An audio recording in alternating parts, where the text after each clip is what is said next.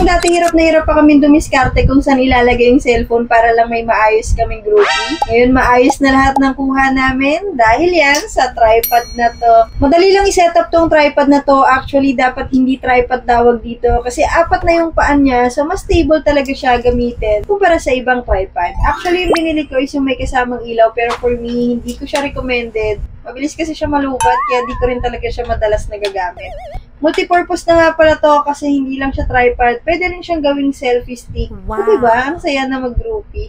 Di na kami mahihiyang makisuyo kung kani-kanino para lang may maayos kaming picture.